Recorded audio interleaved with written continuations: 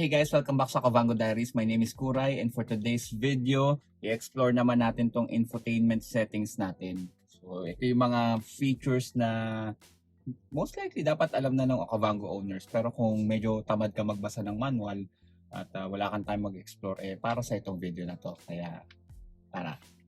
So kung bago ka lang sa channel ko, be sure to click like and subscribe, hit the bell notification para pa sa mga ganitong klaseng videos. Okay? So explore na natin tong ating infotainment. Kaya itong infotainment natin na to, ito yung nasa center natin ng sakyan. Meron tong settings na may mga configurations dito na may pakinabang na para doon sa everyday use ng Okavango natin. So punta ka lang dito sa infotainment mo. Itong UI na pinag-uusapan natin ay para doon sa Okavango na Comfort, Urban at saka Elite. Sa Urban Plus wala kasi akong access kaya sorry. So umpisa na natin. Punta lang tayo dito. Pindutin mo lang itong pinaka-gear na icon para sa settings. Makikita mo na yung vehicle as sa pinaka-ibabaw na choice siya. Tapos andyan na yung rear view mirror settings. Unahin natin yan. Itong rear view mirror settings na to, ito yung side mirror natin. Ang function naman nito is i-enable ba o i-disable mo yung pagtupi ng side mirror mo kapag ka nilock mo nung Okavango natin. Para sa akin, very useful tong feature na to kasi meron ako nung, hindi ko alam kung ano yun na kapag ka lock ako na sasakyan, maya pag lumayo ako sa sasakyan, teka, nailak ko ba yung sasakyan ko o hindi? Itong mirror folding na to, para sa Okavango natin, para sa akin, indicator ko to na nalock ko yung sasakyan ko. Okay, so pagka, ay teka, nalock ko ba? Silipin ko yung sasakyan, nakatupi yung side mirror. So, komportable ka na, oo, nalock ko na yung sasakyan ko. Next is, punta naman tayo sa lamp settings. Alam ba nyo na yung lamp settings natin, sa headlight natin, may LED sa ilalim. Diba? Pagka naka-on yung sasakyan natin, naka-ilaw din siya umaga o gabi. Meron siyang setup na pwede mo siyang i-off. Punta ka lang doon sa lamp settings, tingnan mo tong daylight, daytime running lamp, mag-enable, disable lang yan. Ano ba yung pakinabang yan? So sa daytime running lamp na yon, for me kasi minsan pagka nakapark ka, sa gabi, lahat ng kasabay mo, di ba? Kakatabi kayo. Alam na nakabukas yung engine mo kasi nakabukas yung lamp mo. So sa akin, pwede mo siyang i-off para lang at least una, hindi nakakasilaw, hindi nakaka-distract doon sa mga kaharap mong sa ibang sasakyan or katabi mong sasakyan na ikaw lang yung may ilaw. Yung pangalawang option naman is time accompanying me on my way home. Di ba pagka sinarado mo na yung nilock mo na yung sasakyan mo, may natitira pang buhay na ilaw. So may option siya kung gusto mo ng 30, 60 or 90 seconds bago siya mag-off. So ang choice ko dito is 30 seconds. Gusto ko nga as soon as i-lock ko yung sasakyan, off na yung lights niya. Siguro safety rin to, feature na kapag ka nagpark ka doon sa isang lugar at may pagkakataon ka pang makalayo ng iniilawan ka niya. So yun yung accompanying me on my way home. Next is car lock settings. Itong car lock settings na to, option to na kapag binuksan mo yung sasakyan mo using FOB, yung remote key natin, is papipiliin ka niya kung gusto mo na pag in-unlock siya, yung pintuan lang ng driver ang mag-unlock o yung lahat ng pinto.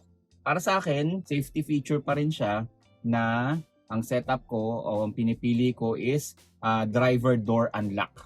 Lagi. Bakit? Normally ako lang yung mag-isa na sumasakay dito sa sasakyan na to, bahay, trabaho, or saan pupunta. Madalas isa lang ako. So, safety feature na yon na pagka nag-unlock ka, hindi ka masasalisihan na may ibang magbubukas ng pintuan. Ngayon, kung paano kung may kasama ka, so ang gagawin mo lang is, pagka-unlock mo, press mo uli yung unlock button, magbubukas na yung lahat ng pintuan kung may kasama.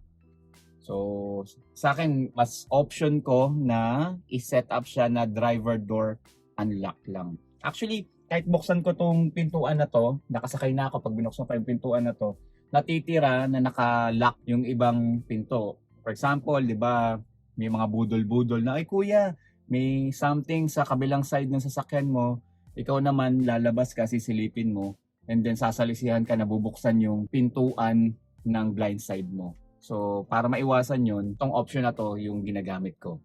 Next, comfort settings. Itong comfort settings na to, ang choices naman niya dito is window auto close when locking or windscreen wiper linking with reversing. Sa akin dito sa window auto close when locking, 'di ba minsan nagbukas ka ng bintana, normally hindi mo na check kung talagang nakalapat na yung glass mo doon sa pinakataas.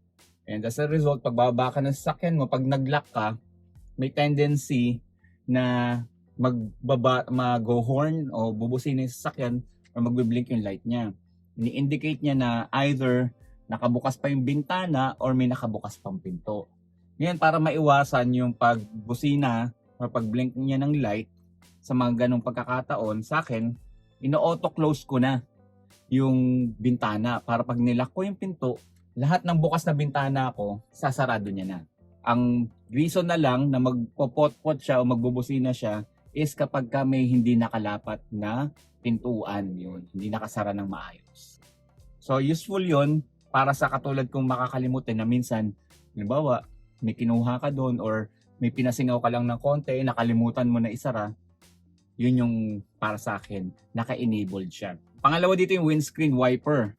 'Di ba? Yung link siya pag umaatras ka. So pag umatras ka at naka-enable tong function na to, automatic yung wiper mo sa likod, gagalaw siya. Lilinisin niya yung bintana mo. Siguro safety feature siya na pag tumingin ka doon, at least malinaw yung nakikita mo kahit dito sa rear view mirror mo na okay, walang obstruction. Pero meron pa rin naman tayong 360 camera, 'di ba? So nakikita mo pa rin yung likod. Next is tailgate settings. Dito sa tailgate settings, nasabi niya gaano ba kataas yung gusto mong bukas nung tailgate door mo sa likod. So meron kang tatlong option, yung 1, 2, and 3. Yung 1, medyo bumukas lang siya ng konti. Number 2 is nakaangat, and then number 3 is yung talagang nakaangat na siya. So para sa akin, ang choice ko dito is number 3.